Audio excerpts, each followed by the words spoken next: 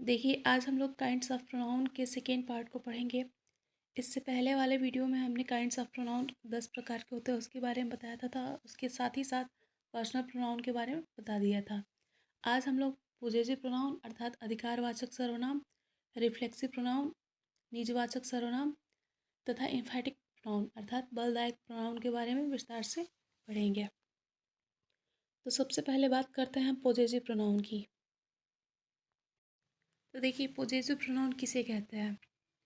Positive pronoun को ही हम अधिकारवाचक सर्वनाम के नाम से जानते हैं या अधिकारवाचक सर्वनाम कहते हैं।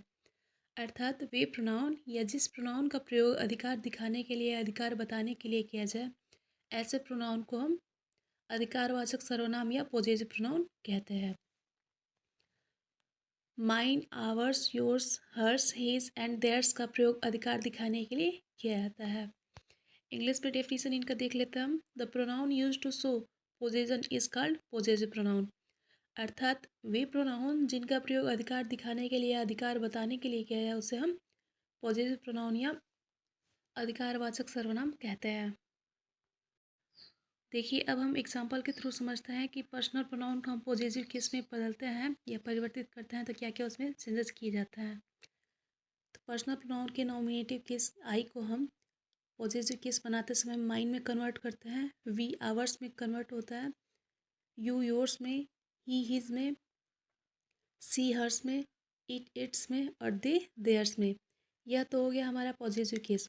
अब बात करते हैं हम ऑब्जेक्टिव केस की कि जब पर्सनल प्रोनाउन को हम ऑब्जेक्टिव केस में बदलते हैं तो क्या बदलता है। तो देखिए, आई मी में बदलता है, वी अस में, यू यू में, ही हिज हिम में, सी हर में, इट्स में कोई परिवर्तन नहीं होता है अर्थात इट्स होता है। इट्स ऑब्जेक्टिव केस तथा पॉजिटिव केस दोनों में इट्स ही रहता है। दे का जो ऑब्जेक्टिव केस होता है वह देम होता है। अब बात करते हैं हम इम्पॉर्टेंट नोट्स की। तो देखिए, पर्सनल प्रोनाउन के जो सभी फॉर्म होते हैं जैसे कि mine, ours, yours, his, hers, its, theirs को पॉजिटिव केस कहते हैं। इसका जो रूल होता है, पॉजिटिव प्रोनाउन के बाद किसी भी प्रोनाउन का प्रयोग नहीं होता है। अर्थात यदि पॉजिटिव प्रोनाउन के बाद अर्थात माइन, योर्स, हीज, हर्ष इन सभी के बाद नाउन का प्रयोग होता है तो उसे हम पॉजिटिव प्रोनाउन ना कह के पॉजिटिव एडजेक्टिव कहते हैं। जबकि यदि पॉजिटिव प्रोनाउन अर्थात माइन, योर्स, आवर्स के बाद यदि किसी नाउन का प्रयोग ना हो तो उसे हम पॉजिटिव प्रोनाउन कहते हैं। जैसे आई नो हर्ष, मैं उसे जानता हूँ। तो देखिए, यहाँ पे हर्ष के बाद से किसी नाउन का प्रयोग नहीं हुआ है अर्थात इसे हम पॉजिटिव प्रोनाउन कहेंगे। दिस बुक इज़ हिज, यह पुस्तक उसकी है। तो यहाँ पे भी देखिए, हिज के बाद किसी नाउन का प्रयोग नहीं हुआ है अर्थात यह पॉजिटिव प्रोनाउन है। अगला है दीज आर आवर्स, यह हमारा है।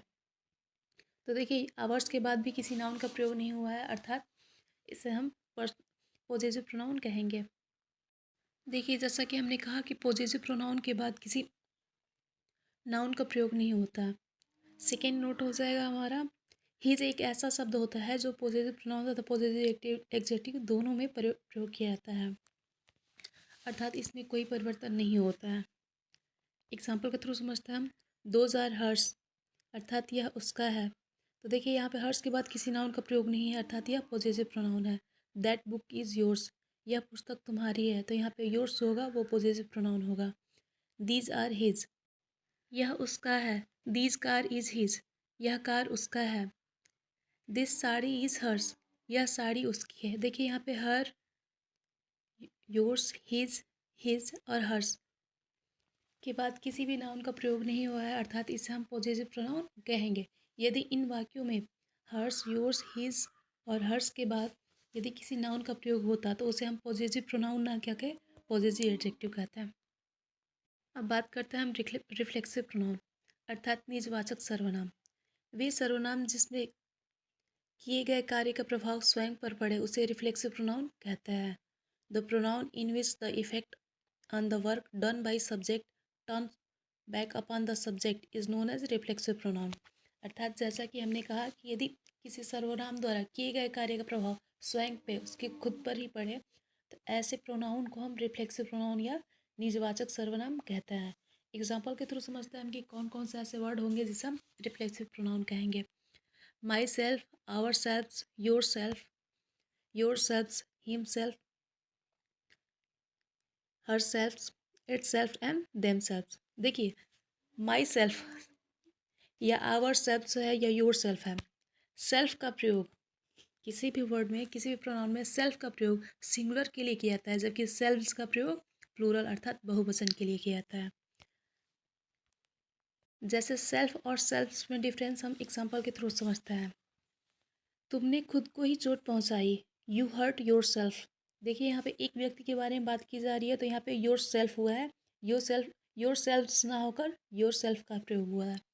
मैंने स्वयं ही अपनी सहायता की, आई हेल्प्ड माई सेल्फ। देखिए यहाँ पे एक व्यक्ति की अर्थात सिंगुलर एक वचन की बात हो रही है, अर्थात यहाँ पे माई सेल्फ का प्रयोग हुआ है।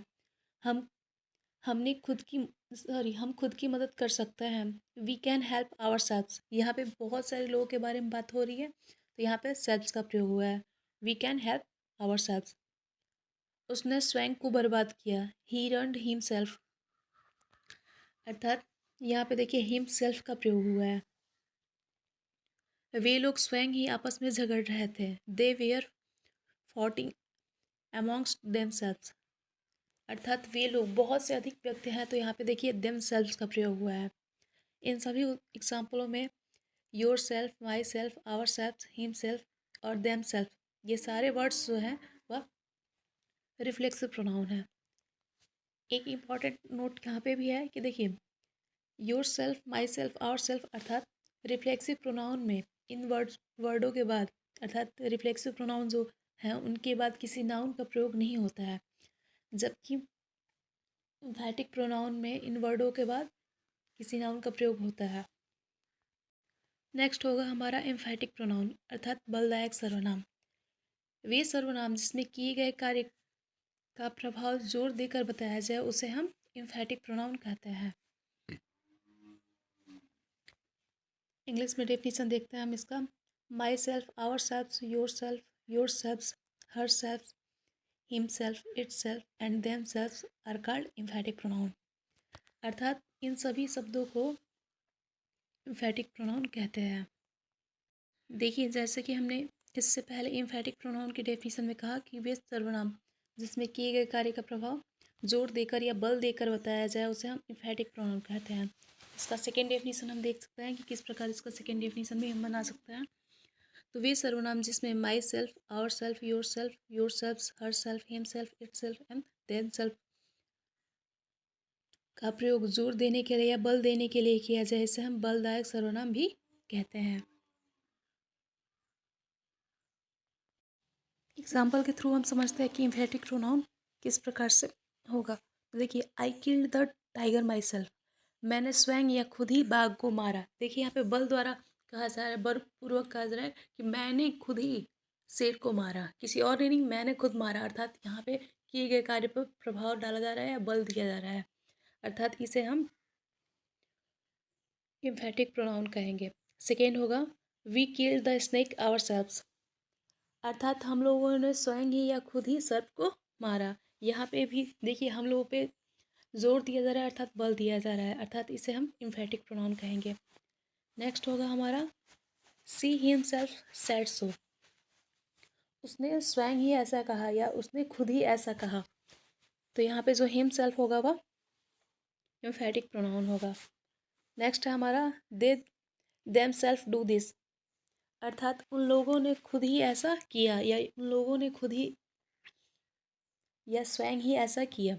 तो देखिए यहाँ पे जो जैसा कि हमने कहा इसके पहले कि इनके बाद नाउन का प्रयोग नहीं होता है, तो देखिए यहाँ पे हिम सेल्फ के बाद सैड सो, किसी के बारे में कुछ कहा जा रहा है, यहाँ पे देम सेल्फ के बाद डू दिस, उसके कार्य के बारे में बताया जा रहा है। अर्थात इन्फेक्टिव प्रोनाउन और रिफ्लेक्सिव प्रोनाउन में वर्ड्स सेम होते हैं लेकिन उनके जो मतलब होते हैं वह बदलते हैं। अर्थात उसमें देखिए आप बताते हैं कि यह कार्य हमने किया है, उसमें आप स्वाभाविक रूप से सामान्यतः रूप से कहते हैं, जबकि इम्फैटिक प्रोनाउन में कहा जाता है कि मैंने ही यह किया, अर्थात मैंने ही तुम्हें पढ़ाया, तुमने यह कार्य किया, बलपूर्वक बताया जाता है। अर्थात किए गए कार्य पर जोर दिया जाता है, बल दिया जाता है कि जो भी कार्य है वह तुम्हारे द्वारा या मेरे द्वारा या जिस भी व्यक्ति के द्वारा, जिस भी सब्जेक्ट के द्वारा किया गया है उस पर जोर देकर कहा जाता है।